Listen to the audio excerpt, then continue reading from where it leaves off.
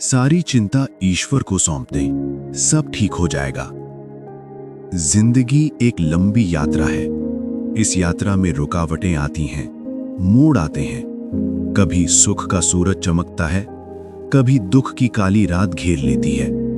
पर सबसे भारी बोझ क्या होता है? न दुख, न हानि, न असफलता। सबसे भारी बोझ होता है चिंता। चिंता वो साया है जो अभी नहीं आई घटना पर भी इंसान को ढक लेता है। चिंता वो जहर है जो भविष्य के कल्पित दृश्यों से मन को जला देता है। चिंता वो जंजीर है जो आज की खुशी को कल के डर में बदल देती है। और सबसे दुखद बात, हम चिंता को पकड़कर ऐसे जीते हैं जैसे वो हमारी सबसे बड़ी जिम्मेदारी हो। जैसे अगर हम चिंता न करेंगे तो दुनिया रुक जाएगी। आज मैं आपको एक ऐसी ही जिंदगी की पूरी कहानी सुनाता हूं। नाम रख लीजिए अनिल।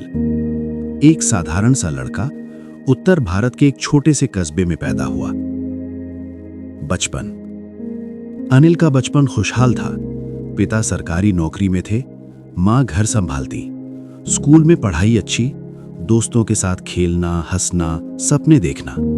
पर छोटी छोटी बातों पर चिंता शुरू हो गई। अगर एग्जाम में कम नंबर आए तो, अगर पापा की तबीयत खराब हो गई तो। बच्चा था पर मन में डर बैठ गया। युवावस्था। कॉलेज गया, प्रेम हुआ, सपने बड़े थे, अच्छी नौकरी, शादी, घर, कार।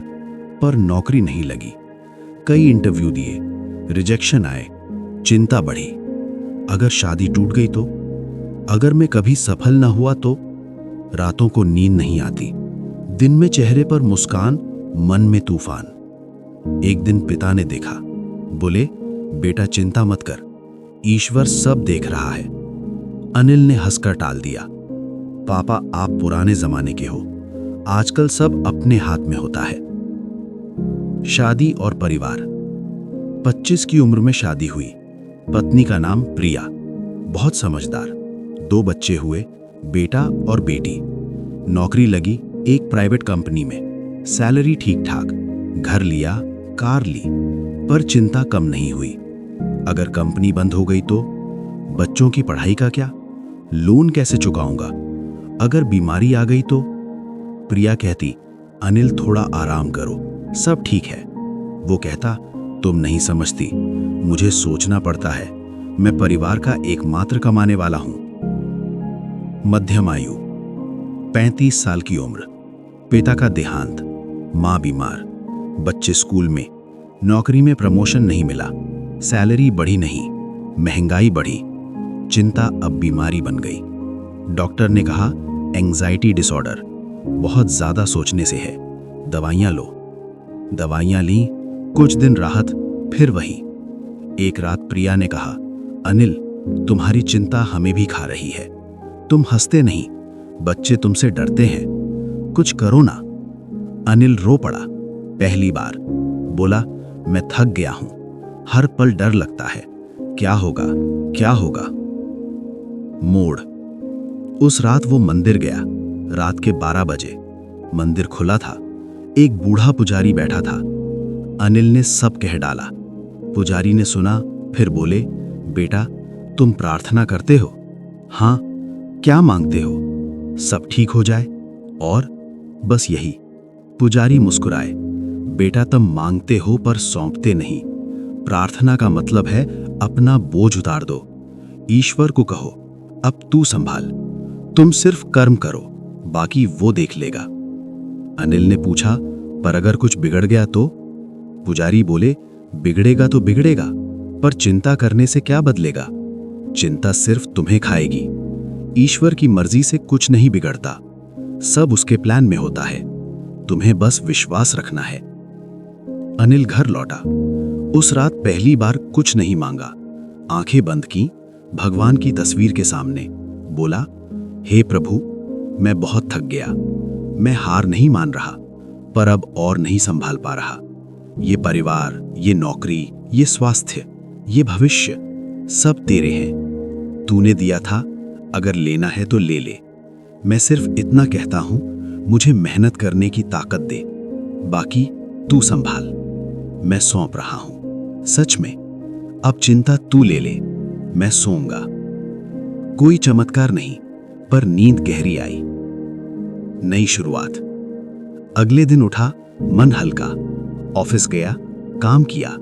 चिंता आई तो मुस्कुराया। जा, ऊपर जा, मैंने सौंप दिया। कुछ महीने बाद कंपनी में कटौती हुई, उसकी नौकरी गई। पहले होता तो टूट जाता, इस बार गहरी सांस ली, बोला ठीक है, ईश्वर ने बंद किया तो खोल भी देगा। रिज्यूमे भेजे, इंटरव्यू दिए, एक छोटी कंपनी में काम मिला। सैलरी कम, पर मन शांत। धीरे धीरे रास्ते खुले। पुराने दोस्त ने मदद की, बेहतर जॉब मिली, सैलरी बढ़ी। बुजुर्गी। अब अनिल 60 के पार है, बच्चे बड़े हो गए, बेटा विदेश में, बेटी शादीशुदा, प्रिया के साथ छोटा सा घर, पेंशन।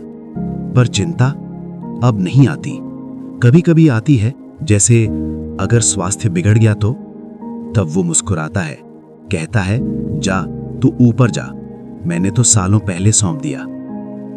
एक दिन पड़ोसी ने पूछा, अनिल भाई, तुम पहले इतने परेशान रहते थे, अब इतनी शांति कैसे?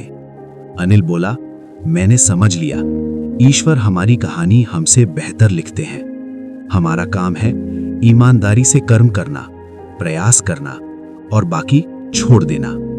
जब हम सच में छोड़ते हैं, तभी वो संभालते हैं। दोस्तों, वीडियो को लाइक और चैनल को सब्सक्राइब कर देना। ये कहानी अनिल की नहीं, ये हर उस इंसान की है जो चिंता के बोझ तले दबा है।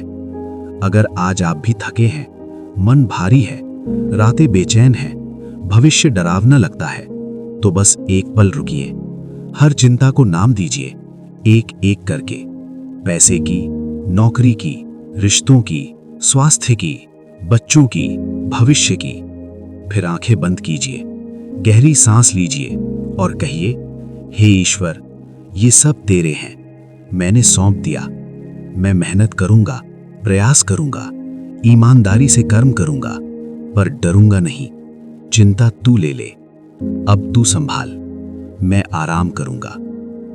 याद रखिए, ईश्वर कभी देर नहीं करते, उनका समय हमेशा सही होता है और उनका प्लान हमेशा हमारे भले के लिए होता है। जब इंसान सच में सौंप देता है, तभी ईश्वर हाथ बढ़ाते हैं। आप कमजोर नहीं हैं, आप थके हुए हैं। थके हुए को आराम चाहिए, चिंता नहीं। सारी चिंता ईश्वर को सौंप दीजिए, सब ठीक हो जाएगा।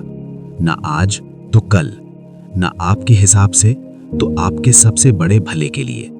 बस विश्वास रखिए, गहरा विश्वास, अटूट विश्वास, और जीवन को फिर से जीने दीजिए, बिना बोझ के, बिना डर के, बस प्रेम से, बस कर्म से, बस विश्वास से।